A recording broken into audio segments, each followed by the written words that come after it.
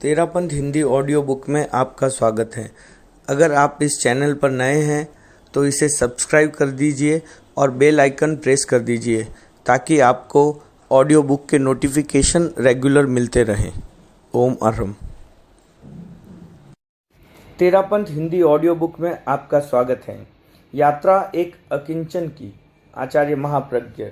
संपादक मुनि धनंजय कुमार। मुख्य नियोजिका साध्वी विश्रुत विभा। प्रथम अध्याय, नया आकाश नया नक्षत्र। मैं मुनि क्यों बना? मैं मुनि क्यों बना? अनगिनत लोगों ने मुझे पूछा। मैंने कहा, इसका उत्तर मेरे पास नहीं है, इसका उत्तर नियति के पास है। उससे पूछो कि मैं मुनि क्यों बना। मैं नियतिवादी नहीं हूँ, पर उसकी सत्ता को स्वीकार करता हूँ। मैं पुरुषार्थवादी हूँ, पर मेरा पुरुषार्थवाद नियति को नकारने की वेदी पर अवस्थित नहीं है।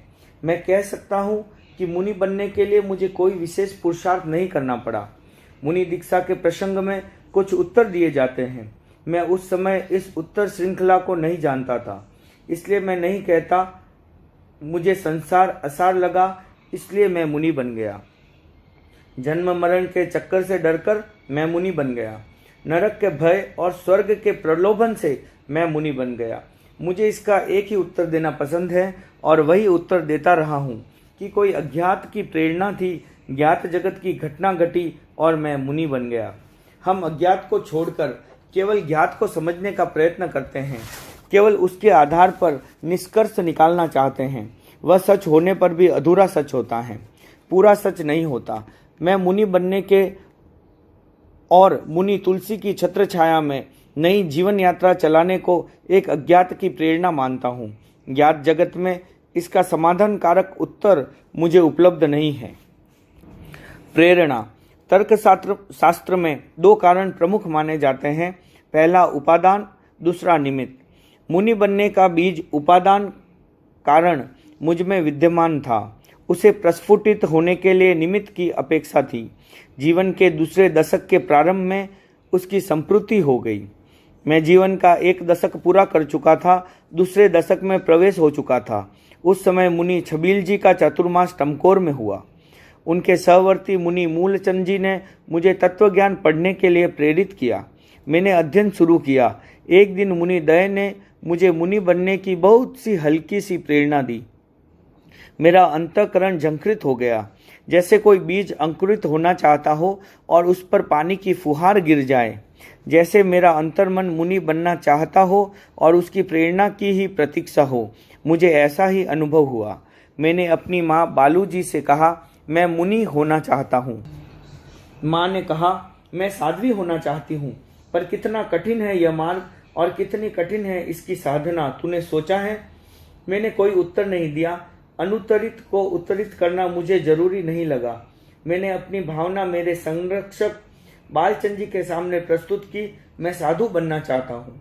श्री बालचंद जी, तुम कांच और कंघी हमेशा अपने पास रखते हो, फिर मुनि बनने के बाद कैसे मुंह देखोगे और कैसे केसों को संवारोगे? मैं पात्र में पानी रहेगा, उसमें मुंह देख लूंगा और केसों का तो लुंचन हो जाएगा। श्री बालचंद जी, साधु को तो पैदल चलना पड़ता है, तुम कैसे चलोगे? मैं अभी 4 कोस चल सकता हूँ। श्री बालचंद जी, साधु बनने के बाद केस लुंचन कर लोगे? मैं अभी करके दिखा सकता हूँ। श्री बालचंद जी, तुम्हें दीक्षा देने से भाई तोलाराम जी का वंश कैसे चलेगा? बाबा जी, गोपीचंद जी का वंश कैसे चलेगा? महालचंद जी को कहाँ से लाओगे? मेरा उत्तर सुनकर वे मौन रह गए। हमने पूज्य कालुगणी के दर्शन करने का निश्चय किया। प्रातःकाल का समय, सूरज की अरुणिम किरणें वातावरण को अरुणिम बना रही थी। मैंने मुनि मूलचंद जी से कहा, मैं, मेरी माँ और मेरे चाचा पन्नालाल जी पूज्य कालुगणी के दर्शन करने जा रहे हैं। मुनि मूलचंद जी, वहाँ जाओ तो मुनि तुलसी के दर्शन जरूर करना। वे अवस्था में छोटे हैं पर बहुत भाग्यशाली हैं। उन पर कालुगुणी की असीम कृपा है। उनका स्वर बहुत मधुर है। वे बहुत चतुर हैं। उनका वस्त्र ओढ़ने और पहनने का तरीका भी अनोखा है। हम अपनी योजना के अनुसार गंगासर पहुंचे। कालुगुणी लूणकरण जी चोपड़ा की हवेली में चातुर्मास कर रहे थे। हमने वहाँ उनके दर्शन किए। उनके प्रदीप्त मुखमंडल की आभा और उनकी वह मुख मुद्रा अब भी मेरे स्मृति में अंकित है। मेरे पास खड़े हुए थे नथमल जी बड़ोट। मैंने उनसे पूछा, मुनि तुलसी कहाँ हैं? उन्होंने कहा वे छत पर हैं। मैं उनके साथ वहां दर्शन के लिए गया। एक टक उनके सामने देखता रहा। मुनि तुलसी कहाँ से आए हो? टमकोर से आया हूँ, मैंने उत्तर दिया। मौखिक प्रश्न और उत्तर बहुत नहीं चला, परंतु मुख्य प्रश्नोत्तर बहुत चला। वह गहरे में उतर आचार्य तुलसी ने अपनी डायरी में इस घटना का उल्लेख किया। मैंने इसे पुनरुक्ति के लिए उद्धृत नहीं कर रहा हूँ, किंतु अपने गुरु के वर्ण मंत्र से अपनी वार्ता को अभिमंत्रित करने के लिए उसे उद्धृत कर रहा हूँ। विक्रम संवत 1987 में गुरुदेव का चातुर्मास गंगा शहर था। उनका प्रवास भैरूदान चोपड़ा के पुत्र लूणकरणजी चोपड़ा की हवेली में था। उस हवेली की छत पर एक कमरा था। कमरे के पास ऊपर जाने की सीढ़ियां थी। मैं उन सीढ़ियों में बैठा था। वहां बालक नथमल आया और बोला, तुलसी राम जी स्वामी कौन है? मैंने पूछा, क्यों भाई, उनसे तुम्हें क्या काम है? वह बोला, मैं अपनी माँ के साथ टमकोर से आया हूँ, हम दोनों वैरागी हैं। मुनि मूलचंद जी ने मुझे उनके दर्शन के लिए कहा था। मेरा परिचय पाकर बालक को मंजिल मिल गई। प्रथम बार हुए साक्षात्कार से मुझे लगा कि बालक भोला भाला सा दिखता है, पर है होनहार। मुनि दीक्षा की पूर्व स्वीकृति। तेरापन धर्म संघ में दीक्षा देने का अधिकार एकमात्र आचार्य को है। पूज्य कालूगणी धर्म संघ के 8वें आचार्य थे। हमने दीक्षा के लिए प्रार्थना की और उसकी पूर्व स्वीकृति प्रतिक्रमण कंठस्थ करने का आदेश मिल गई। उस दिन हम वहां रुके और फिर गांव चले आए। गांव के सब लोग आश्चर्य में थे कि दीक्षा की स्वीकृति इतनी जल्दी कैसे मिल गई। मुझे कोई आश्चर्य नहीं हुआ। मुझे इस बात का संतोष हुआ कि पूज्य कालूगुणी नियति को पढ़ने वाले थे। नियति की भविष्यवाणी का उन्हें पता नहीं था, फिर भी उन्होंने इस सच्चाई को पकड़ लिया। उस समय मैं जीवन का अर्थ नहीं समझता था, उसकी परिभाषा भी नहीं जानता था। जीवन का उद्देश्य क्या है, इस बारे में भी कोई चिंतन नहीं था। ज्ञात के पीछे अज्ञात का हाथ रहता है, वह समझा देता है जीवन का अर्थ, उसकी परिभाषा और उसका उद्देश्य। उसी की एक सूचक घटना सामने आई। भावी के संकेत। एक दिन मैं अपने साथी बच्चों के साथ घर के अहाते में खेल रहा था। उस समय एक व्यक्ति आया। उसने एक बच्चे के सिर पर हाथ रखा और बोला, यह 7 दिन के बाद इस दुनिया से विदा हो जाएगा। बात कटु थी, फिर भी उसने कह दी। वह मेरी ओर मुड़ा, मेरे सिर पर हाथ रखकर बोला, यह बच्चा योगी राज बनेगा। उसकी बातें सुनकर बच्चे घबरा गए। योगी का अर्थ नहीं जानते थे, पर मौत का अर्थ जानते थे। बच्चों की बात बड़ों तक पहुंची, पर एक अनजाने भिक्षु की बात थी, इसलिए किसी ने उस पर विशेष ध्यान नहीं दिया। सप्ताह बीता और मेरा साथी अचानक इस संसार से चला गया। तब लोगों को ध्यान उस भिक्षु की भविष्यवाणी की ओर गया। उसे खोजा, पर वह कहीं दूसरी जगह जा चुका था। उसका कोई पता नहीं चला। जब मैं 8 वर्ष का था, उस समय भी इसी प्रकार की एक घटना और घटित हुई। मैं अपने घर के अहाते में साथियों के साथ खेल रहा था। उसी समय एक तेलिया आया। माँ बालूजी कुछ बहनों के साथ बातचीत कर रही थी। तेलिए ने राजस्थानी भाषा में कहा, मांझी तेल घाल दियो। बालूजी ने एक बहन को तेल लाने का निर्देश दिया। वह रसोई घर में गई। इस बीच वह बोला, माँ तू बड़ी भागवान है।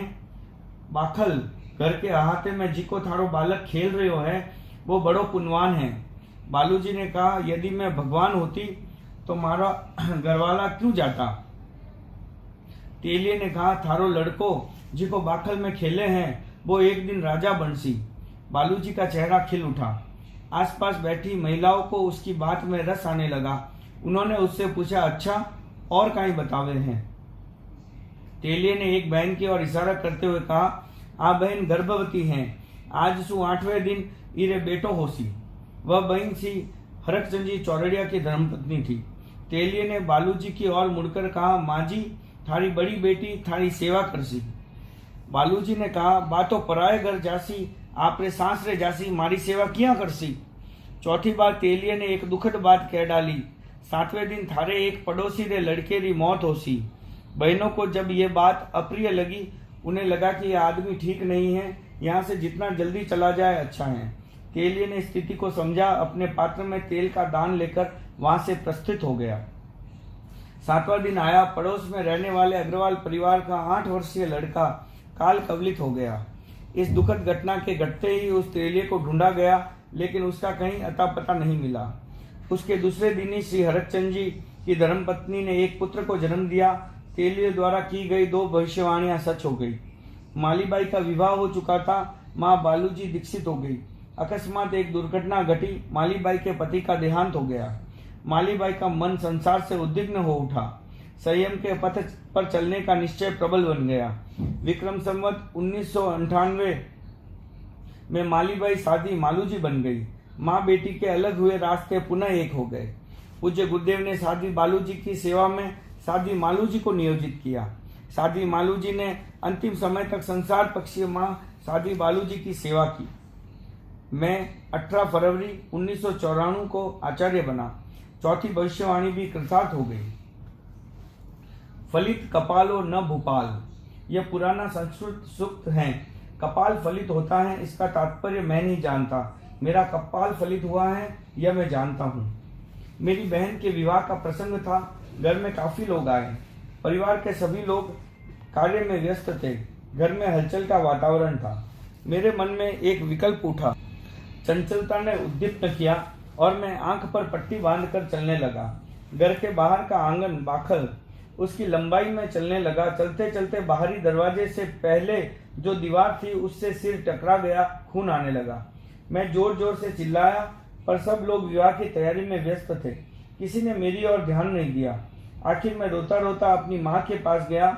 माँ ने पट्टी खोली, कपड़े से लहू को साफ किया, सिर को सहलाया, पुचकारा और उल्हाना मिश्रित प्रेम की भाषा में कहा, चलो कोई बात नहीं, थोड़ा कष्ट हुआ पर भाग्य खुल गया। वह सौभाग्य का चिन्ह आज भी मेरे ललाट पर अंकित है। चोट ललाट के मध्य भाग में लगी, ठीक उसी स्थान पर जो ज्योति केंद्र पीनियल ग्लैंड का स्थान है। कभी कभी बाहर का आघात भी भीतर की चेतना को जगाने का निमित्त बन जाता है। चेतना बाहर में नहीं जागी हो, पर भीतर में उसका प्रस्फुटन शुरू हो गया। रुचि सत्यान्वेषण की ओर। व्यक्ति का भविष्य वर्तमान में बोलता है। यदि हम सुन सके तो भविष्य का रेखा चित्र बना सकते हैं। हम कुछ शिशु साथी मिलकर बालोचित क्रीड़ा में लग जाते। क्रीड़ा का एक अंग था, दिया सलाई की 2 पेटियों को एक लंबे धागे से बांध देते, फिर कुछ दूरी पर खड़े होकर एक दूसरे की बात को सुनने का प्रयत्न करते। कभी दहलीज पर लोह की सलाख चलाते और उससे उत्पन्न होने वाली ध्वनि को सुनने का प्रयत्न करते। छत पर वर्षा का पानी इकट्ठा होता, पानी के बुलबुले बनते। हम इस खोज में लग जाते कि बुलबुला कौन बना रहा है। हर बालक के मन में जिज्ञासा और कुतूहल का भाव होता है। मेरे मन में भी वही भाव काम कर रहा था। मैं नहीं जानता था कि कभी मुझे सत्य की शोध की गहराई में उतरने का मौका मिलेगा। वर्तमान में अनेक रहस्यों को खोजने का अवसर मिला। फिर भी उस बाल अवस्था में सत्य की एक रश्मि का जो आलोक मैंने देखा, वह आज भी मन को आह्लाद देता है। आजकल छोटे बच्चों को स्कूल भेजा जाता है।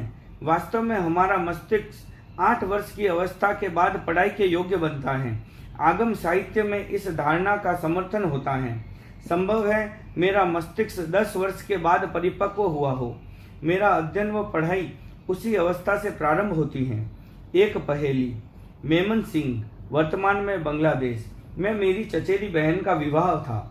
उस समय उस उद्देश्य से माँ और चाचा के साथ मैं वहाँ गया। बीच में हम कोलकाता पहुँचे। वहाँ हम सभी बुआ के पास ठहरे। भोजन के पश्चात मेरे चाचा और उनकी दुकान के कर्मचारी कोलकाता के बाजार में सामान खरीदने गए। मैं भी उनके साथ चला गया। वे दुकान में सामान खरीदते रहे और मैं इधर उधर देखता रहा। रास्ते में चलते चलते मैं कहीं रुक गया और वे आगे बढ़ गए। न उनको ध्यान रहा और न मुझे ध्यान रहा कि मैं अकेला रह गया। मुझे नहीं पता कि मुझे कहाँ जाना है, न कोठी का पता और न उसके नंबर का पता। पर पता नहीं मेरी अंतः चेतना को इस सब का कैसे पता चला। मुझे जब लगा कि मैं अकेला रह गया हूँ, तब मैंने सबसे पहले एक काम किया। मैंने अपने हाथ की घड़ी खोली, गले में से स्वर्ण सूत्र को निकाला और दोनों को जेब में रख लिया। मैं पीछे मुड़ा और अज्ञात की ओर चल पड़ा। मुझे नहीं पता था कहाँ जाना है और कहाँ जा रहा हूँ। पर अंतः चेतना को कोई पता था। मैं ठीक स्थान पर पहुंच गया। कुछ समय बाद मेरे चाचा को पता चला कि मैं उनसे बिछुड़ गया हूं। तब उन्होंने मुझे ढूंढने के लिए दौड़ धूप की। पुलिस स्टेशन पर आए, मेरे गुम होने की रिपोर्ट लिखाई और वे मुझे खोजते खोजते घर गए। नीचे से उन्होंने चिल्लाना शुरू कर दिया, नत्थू हमसे बिछड़ गया, नत्थू हमसे बिछड़ गया। उसका कोई पता नहीं चला। उनकी आंखें डबडबाई हुई थी। वे बहुत परेशान दिखाई दे रहे थे। उनकी बहन ने उन्हें कुछ क्षणों तक कोई बात नहीं बताई। फिर अचानक मुझे भीतर से बाहर लाकर उनके सामने खड़ा कर दिया। उनकी सारी परेशानियां दूर हो गई। उन्होंने पूछा, तू यहाँ कैसे पहुंचा? मेरे पास इसका कोई उत्तर नहीं था। जीवन में सब कुछ उत्तरित नहीं होता। कितना अच्छा होता कि मनुष्य अनुत्तरित का उत्तर दे पाता। घर की व्यवस्था। मेरी बड़ी बहन मालू जी का विवाह चूरू के बैड परिवार में हुआ था। उनका परिवार रंगून बर्मा में रहता था। वहां से उन्हें लाने के लिए मुनीम सूरजो जी ब्राह्मण को भेजा। ससुराल वालों ने भेजने से इनकार कर दिया। कहा, हम मुनीम के साथ नहीं भेजेंगे। मुनीम खाली हाथ लौट आया। दूसरी बार मुनीम जी और मेरे मामा टीकमचंद जी दोनों गए, तब उन्हें भेजा। मालू जी बचपन में मेरे पालन पोषण का बहुत ध्यान रखती थी। अब फिर उन्होंने अपना काम संभाल लिया। ये बहुत सौम्य प्रकृति वाली थी, बहुत कम बोलती थी। मैंने उन्हें शांत मुद्रा में ही देखा। मेरी छोटी बहन पारीबाई बहुत तेज थी। घर में गाय रहती, पारीबाई दूध दोहती, मैं कटोरा लेकर उसके पास बैठ जाता। दूध दोहन से जो झाग आते उससे मेरा कटोरा भर देती, मैं वही पी लेता। माता बहन और परिवार का अत्यधिक प्यार मुझे मिला।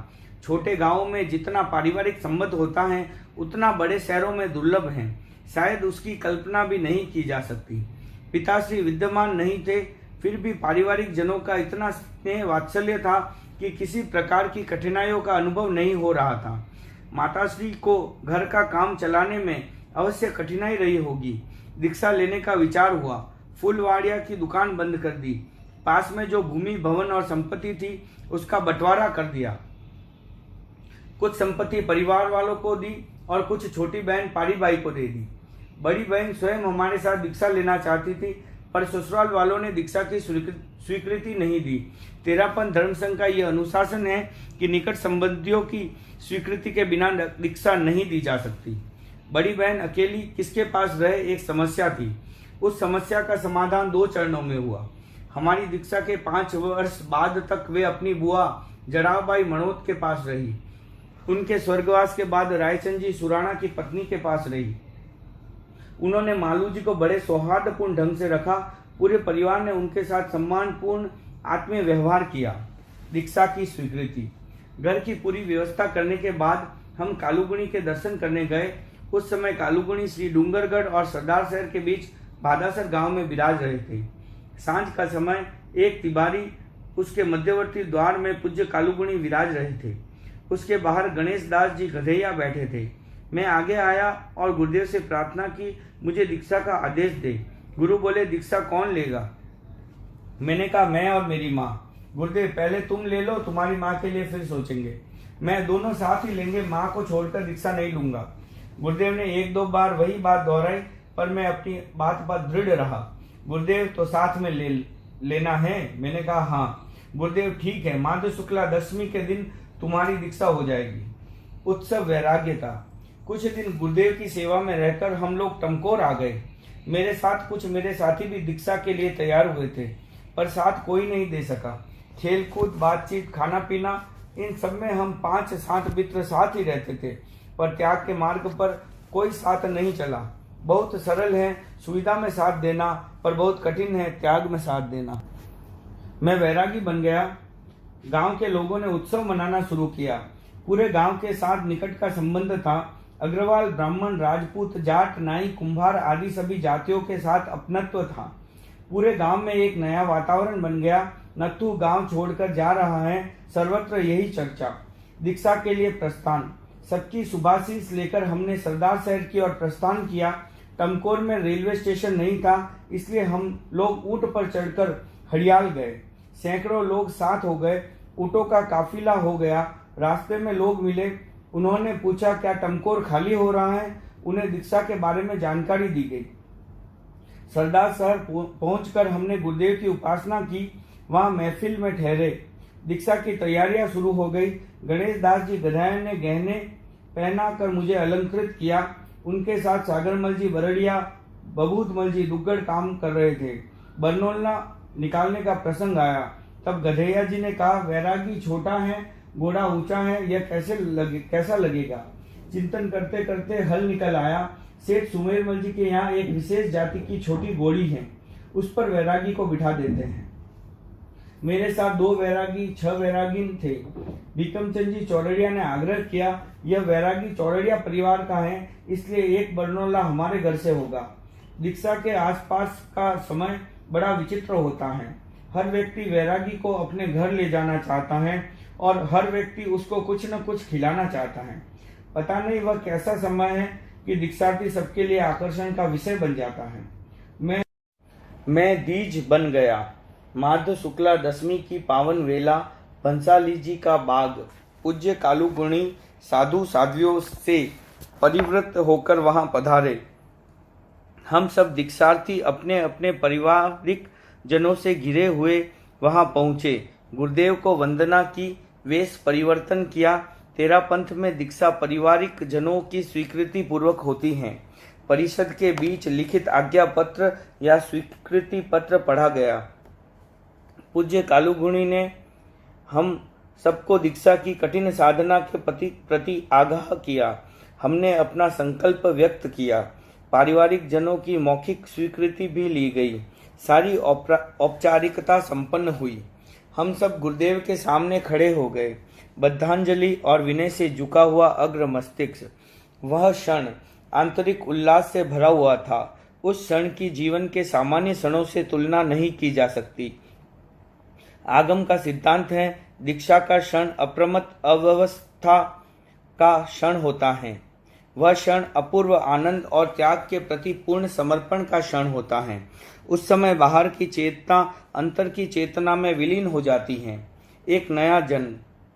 सामाजिक जीवन से संबंध विच्छेद ब्राह्मण यज्ञोपवीत के साथ द्विज बनता है। जैन मुनि दीक्षा के साथ द्विज बनता है। पूज्य कालूगणी ने मंत्रोच्चार के साथ दीक्षा के विधि विधान संपन्न किए। हम सबका पुनर्जन्म हो गया। उस पावन दिन की स्मृति मेरे अमूल्य धरोहर है और वह दिन मेरे लिए अविश्वसनीय है। मैंने उसकी स्मृति में अष्टक लिखा। उसका एक श्लोक प्रस्तुत है। तद ध्यायामि दिनं स्वजीवन धनं धन्यं महो मंगलम श्रीकालो करुणानिधेर्यमलो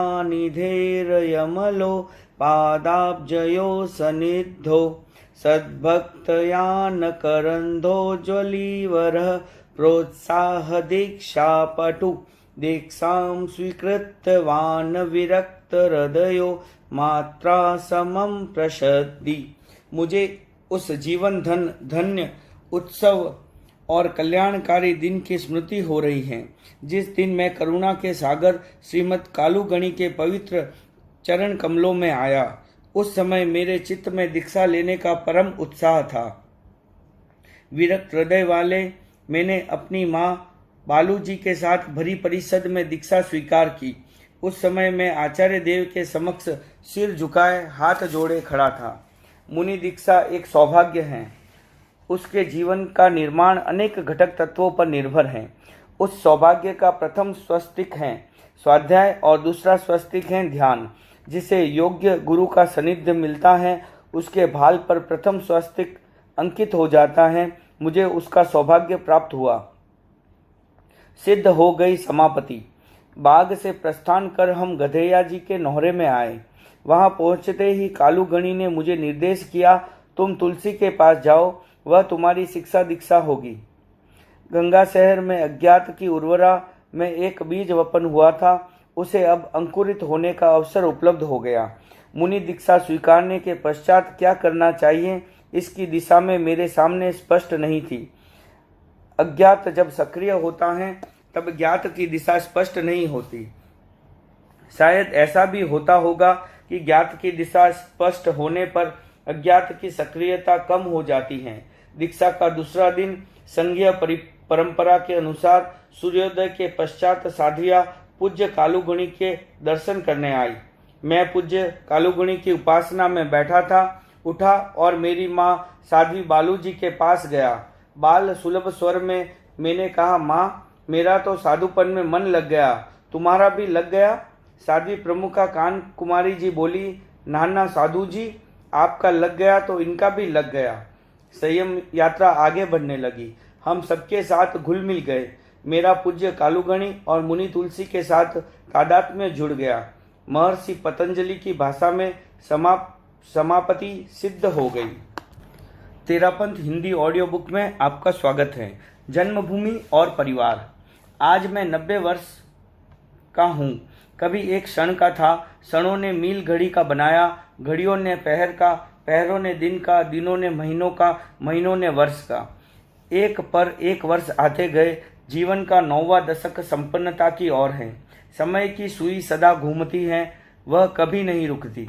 मनुष्य अज्ञात प्रदेश से आता है और अज्ञात प्रदेश में चला जाता है। मध्य का विराम ज्ञात होता है, उसमें कितने ही अज्ञात संबंध जुड़ जाते हैं। जन्म के समय मनुष्य क्या जानता है, यह हम लोग जो बड़े हो गए हैं नहीं जान पाते। जन्म क्यों होता है, यह प्रश्न उस समय नहीं होता। यह प्रश्न तब उठता है जब जीवन की दूसरी मंजिल की ओर हमारे चरण बढ़ चलते हैं। वह दूसरी मंजिल है मृत्यु। मृत्यु की मीमांसा भी मृत्यु के परिपार्श्व में उग्र बन जाती है। यह दोनों अज्ञातवास की धाराएं हैं। इनका रहस्योद्घाटन तर्क की पृष्ठभूमि पर नहीं होता। मनुष्य ज्ञात के किवाड़ों को भी पूरा नहीं खोल पाता। शब्दों को चुनने वाला माली कोई विरला ही होता है। भावों की उर्मियां प्रातः सागर के भीतर ही विलीन हो जाती हैं। जन्म स्थल एक छोटा गांव नाम तमकोर। पूरा ग्रामीण वातावरण, न सड़क, न रेल, न कार, न बस और न ट्रक। किसी ने पेट्रोल नहीं देखा और पेट्रोल से चलने वाले वाहनों का धुआं किसी की आंख में नहीं समाया। यात्रा के लिए 2 ही साधन थे, बैलगाड़ी और ऊंट। कुएं थे पर पानी खारा, पीने का पानी दुर्लभ। पानी की समस्या एक गांव में ही नहीं, राजस्थान के हजारों हजारों गांव ऐसे हैं जहां पीने का पानी बाहर से लाया जाता है, और कुछ गांव ऐसे हैं जहां के निवासी वर्षा के जल को कुंड में इकट्ठा कर लेते हैं। वहां कोई विद्यालय नहीं था। उस गांव में मेरा जन्म हुआ। अजन्मा का जन्म। आत्मा अजन्मा है, वह विदेह नहीं है, इसलिए देह की पुनरावृत्ति होती रहती है। उस पुनरावृत्ति के चक्र में मेरा जन्म हुआ। मैं भीतर से बाहर की दुनिया में आया। खुला आकाश, खुला वातावरण। मेरा जन्म किसी भवन के प्रकोष्ठ में नहीं हुआ। घर के पीछे छोटा सा अवकाश है, वह मेरी माँ प्रसवण के लिए गई, वहीं मेरा जन्म हो गया। आकाशीय ग्रहों से मेरा सीधा संपर्क स्थापित हो गया। इस प्रसंग ने स्थापित कर दिया कि मुझे मुक्त वातावरण में रहना पसंद है। आज भी खुले आकाश को देखना अच्छा लगता है। आकाश दर्शन का एक प्रयोग भी प्रेक्षाध्यान में चल रहा है। मेरा जन्म एक असाधारण घटना बन गया। मैं जन्मा तब मेरे 2 बहनें थी, भाई नहीं थे। 2 भाई हुए थे पर वे जीवित नहीं रहे। नामकरण। मेरी सुरक्षा के लिए कुछ विशेष विधियां अपनाई गई। जिसका पुत्र बचपन में ही चला जाता है, उसके लिए वे विधियां अपनाई जाती हैं। मेरा जन्म होते ही मेरी बुआ ने छत पर चढ़कर जोर जोर से शोर मचाया, चोर आ गया, चोर आ गया। चौरड़िया परिवार के लोगों ने सुना और लाठियां लेकर एकत्रित हो गए। घर में आने पर उन्हें वास्तविकता की जानकारी हुई। नाक बींधकर उसमें नथ पहनाई गई और उसी आधार पर मेरा नाम नथमल रखा गया। नमक से तोलना, डाकोत को देना, इन विधियों का भी प्रयोग किया गया। भारतीय जीवन पद्धति में पुत्र की सुरक्षा के लिए क्या नहीं किया जाता। अपुत्रस्य गति नार्कस्य, इस सूक्त में पुत्रेषणा और पुत्र रक्षा के प्रयत्नों की प्रतिध्वनि है। पिता की स्मृति। मैं 2.5 मास का हुआ तब मेरे पिताश्री तोलाराम जी का स्वर्गवास हो गया। मुझे स्मृति है मैंने अपने पिता को देखा है, और मुझे स्मृति है मैंने उन्हें मृत्यु शैया पर लेटे हुए देखा। 2.5 मास के शिशु को क्या स्मृति का अधिकार है? अधिकार की व्याख्या मैं नहीं कर सकता। अपनी स्मृति का अविश्वास भी कैसे कर सकता हूँ? गर्भस्थ शिशु के बारे में भी अनेक रहस्यपूर्ण बातें आगम साहित्य में मिलती हैं। आज का विज्ञान भी इस विषय पर नया प्रकाश डाल रहा है। जीवन के हर नियम को समझना अब तक भी हमारे लिए संभव नहीं बना है। हम जितना जानते हैं वह हमारी ज्ञान की सीमा नहीं है। ज्ञात सत्य से अज्ञात सत्य बहुत ज्यादा है। मेरा ज्ञात जगत से संबंध बढ़ने से पहले ही टूट गया। मेरी माता के लिए अब एकमात्र आलंबन मैं ही था। एक 2.5 मास का बच्चा क्या कर सकता है और क्या सहारा दे सकता है, किंतु आलंबन कुछ कर सकने और देने में नहीं होता। वह होता है प्यार में, सुनहले सपने में। वैसी माताएं अपवाद रूप ही होगी जिनका अपनी संतान से प्यार न हो और अपनी संतान के भविष्य के लिए आशाओं का ताना बाना न बुनती हो। समय की दूरी को काटने की कोई कैंची है तो वह है आशा। आशा ही आशा में मैं शिशु से किशोर हो गया। परिवार, मेरे पिता 4 भाई थे। 3 भाई विद्यमान थे। उनका हमें पूरा सहयोग था। चौरड़िया परिवार के अन्य अनेक मुख्य लोगों का भी सहयोग था, पर मेरा और मेरी दोनों बहनों के लालन पालन का पूरा दायित्व मेरी मां पर ही था। विक्रम संवत 1977 का समय सब चीजें सस्ती थी, कुछ पास में था और दुकान भी चलती थी। भरण पोषण में कोई आर्थिक संकट नहीं आया, पर भारतीय पद्धति से परिवार में पुरुष का न होना अपने आप में सबसे बड़ा संकट है। उसका अनुभव अपनी संतान को नहीं होना देना ही मातृत्व है। मेरे दादा का नाम था बीजराम जी। वे बहुत सरल और भद्र प्रकृति के व्यक्ति थे। वे ऊँटों को लेकर भिवानी हरियाणा जाते, वहां से सामान खरीद कर लाते और टमकोर में व्यवसाय करते। उन्होंने एक बार कहा था, मेरे घर में कोई भाग्यशाली व्यक्ति पैदा होगा। मैंने उन्हें नहीं देखा, उनके चारों पुत्रों को देखा। सबसे बड़े पुत्र का नाम था गोपीचंद जी। वे भद्र प्रकृति के व्यक्ति थे। दूसरे पुत्र का नाम था तोलाराम जी। वे मेरे आने के बाद शीघ्र दिवंगत हो गए। उनके बारे में यह प्रसिद्ध है कि वे हमारे गांव के एक सुंदरतम व्यक्ति थे। व्यापार में भी कुशल थे। उन्होंने एक दिन मेरी संसार पक्षीय माँ बालू जी से कहा, तुम एक पुत्र को जन्म दोगी, पर मैं नहीं रहूंगा। बालू जी तत्काल बोल उठी, ऐसा बेटा मुझे नहीं चाहिए जिसके आने पर आप न रहो। तीसरे पुत्र का नाम था बालचंद जी। पिताजी के स्वर्गवास के बाद वे हमारे संरक्षक बने। चौथे पुत्र का नाम था पन्नालाल जी। उनका व्यवहार बहुत ही मृदु और करुणापूर्ण था। गोपीचंद जी के पुत्र महालचंद जी थे। उनके प्रति मेरा बहुत लगाव था। मेरा दिन का काफी भाग उनके साथ बीतता। एक बार वे बंगाल में अपनी दुकान संभालने गए। वापस आए तब मेरे लिए एक घड़ी व टॉर्च लाए। घड़ी मुझे दी। मैंने अनुभव किया जैसे कालबोध मेरे हाथ में आ गया। उस समय गांव के बच्चों के लिए हाथ में घड़ी एक बहुत बड़ा उपहार था। टॉर्च को पाकर मैंने अनुभव किया प्रकाश मेरी मुट्ठी में आ गया। जब चाहता तब मेरे साथियों के मुंह पर टॉर्च का प्रकाश फेंककर उन्हें विस्मित कर देता। गांव के लोग लालटेन और मशाल से परिचित थे, टॉर्च से परिचित नहीं थे। बिजली का तो नाम ही नहीं था। हम कुछ साथी रात को गलियों में खेलते। पूरा अंधकार छा जाता। मुझे अंधेरे से डर लगता था। मेरे बाल साथी मुझे घर पर छोड़ने के लिए मेरे साथ आते। कभी कभी घर के दरवाजे तक छोड़कर चले जाते तो घर के आंगन को पार कर भीतर जाना कठिन होता। पता नहीं क्यों भय का संस्कार मुझ में प्रबल था। महालचंद जी का युवावस्था में ही स्वर्गवास हो गया। पिता दुखी, माता दुखी, सारा परिवार दुखी। मुझसे वे बहुत स्नेह रखते थे। मुझे भी बड़ा दुख हुआ। अंतर मन में एक चोट लगी। जीवन के प्रति किसी अज्ञात कोने में एक अनास्था का भाव पैदा हो गया। मेरी दोनों बहनें मालीबाई और पारीबाई अपने अपने ससुराल में थी। घर में मेरी माँ और मैं 2 ही थे। रात्रि में सोने के लिए वेतनभोगी महिला आती थी। एक और माँ, दूसरी और वह महिला, और बीच में मैं सोता था। यह भय प्रवर्तमान जन्म से उपजा हुआ नहीं था।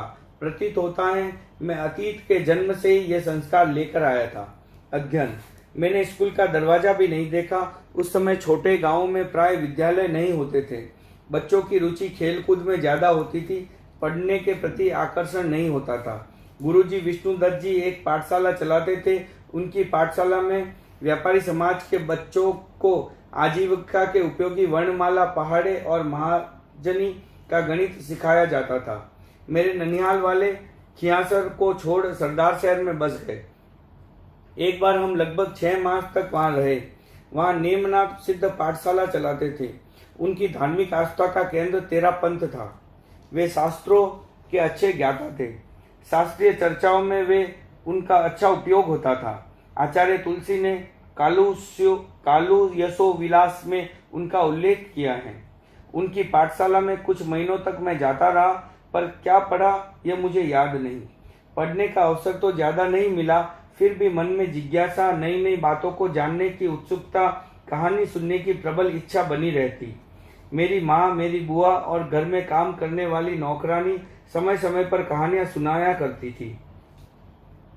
एक दिन नौकरानी ने कहानी सुनाते सुनाते हुए कहा, पत्थर भी बोलते थे, घास फूस के तिनके भी बोलते थे, गाय भैंस आदि पशु और पक्षी भी मनुष्य की भाषा में बोलते थे। फिर एक जमाना ऐसा आया कि उन सब ने बोलना बंद कर दिया। केवल मनुष्य के पास बोलने की शक्ति शेष रह गई।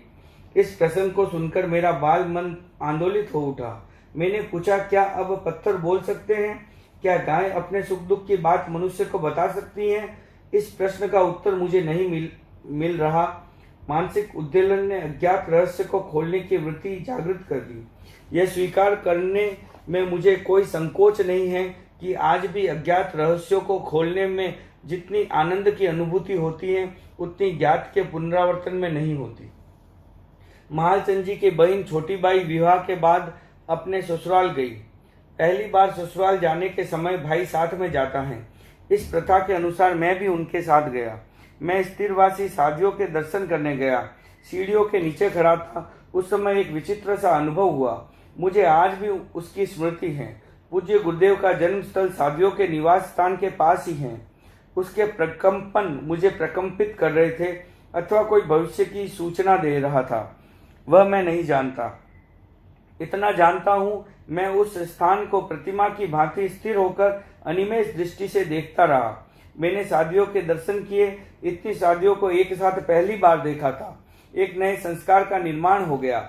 व्यक्त की राशि से अव्यक्त की राशि बहुत विशाल है, पर उसका अंकन करना सुकर नहीं। कोलकाता की यात्रा। 9 वर्ष की अवस्था में मैं कोलकाता गया। कोलकाता से हम मेमन सिंह जलपोत से गए। स्थल पर चलने का अनुभव था, पर जल पर चलने का पहला अवसर था। वह बड़ा अजीब सा लग रहा था। मनुष्य में जल और स्थल दोनों पर अधिकार करने की क्षमता है, इसका अज्ञात में विश्वास हो गया। वह आकाश में भी उड़ सकता है, इसकी उस समय मुझे कल्पना भी नहीं थी। आकाशगामिनी विद्या और लब्धि के बारे में बहुत वर्षों बाद पढ़ा। कोकास यंत्र के सहारे चलने वाले विमान का निर्माण कर मनुष्य आकाश में उड़ान भरता। ईंधन के सहारे चलने वाले विमान के विषय में मैंने न सुना न देखा। मेमन सिंह में हम कुछ दिन रहे। विवाह का कार्य संपन्न होने पर मुझे फूलवाड़िया ले जाया गया। वहां मेरे पिताश्री की दुकान थी। उनके स्वर्गवास के बाद मुनीम उसकी देखभाल करते। वह कोई विचित्र समय था कि मालिक के बिना मुनीम ईमानदारी के साथ सारा काम चलाते। वर्तमान में इसकी कल्पना करना भी कठिन है। आसपास के गांव में बाकी उधार वसूल करने के लिए मुझे ले जाते थे। ग्रामीण चाचा बाबू तोलाराम जी का पुत्र आया है, यह जानकर प्रेम पूर्वक स्वागत करते। उनका प्रेम देखकर मैं गदगद हो जाता। उनसे मांगने की बात भूल जाता। कुछ गांव में घूमकर मैं फिर फुलवाड़िया आ गया। वहां मैंने पहली बार हाट देखी। उसमें अन्न खाद आदि वस्तुओं के साथ टोकरों में मछलियों को देखा। पैर पर लटकते हुए बकरों को देखा। मन ग्लानि से भर गया। सोचा, मैं यहाँ क्यों आया? जीवो जीवस्य जीवनम, यह पुराना सूक्त पढ़ा बाद में, पर दृश्य पहले ही देख लिया। संवेदनशीलता ने चेतना को झकझोर दिया। फूलवाड़िया से मैं प्राणगंज गया। नौका से यात्रा की। राजस्थान में एक बालू के टीलों से घिरे हुए गांव में रहने वाला बालक नदी, जलपोत और नौका देखता है तो उसे आश्चर्य हुए बिना नहीं रहता। सोचने की शक्ति भले ही कम हो, पर आश्चर्य की शक्ति तो नैसर्गिक है। एक अनपढ़ व्यक्ति भी नई वस्तु को देखकर आश्चर्य में निमग्न हो सकता है। प्राणगंज से हम फिर मेमन सिंह आए। कुछ दिन वहां रहे। मैं वहां कुछ दिन एक स्कूल में भर्ती हुआ। कुछ बंगला भाषा पढ़ी। वहाँ मेरे छोटे चाचा पन्नालाल जी के व्यवहार ने मुझे बहुत आकृष्ट किया। वे अपने पुत्र जोरावर मल और मेरे साथ समान व्यवहार करते, दोनों को 1-1 रुपया हाथ खर्च के लिए देते। बिदासर के बेगरांज भंवरलाल की दुकान पास में थी, वहां भी जाने आने का क्रम रहता। चौरड़िया होने के कारण उन्होंने मुझे अपने परिवार का सदस्य ही मान लिया। मेमन सिंह से प्रस्थान कर हम लोग टमकोर आ गए।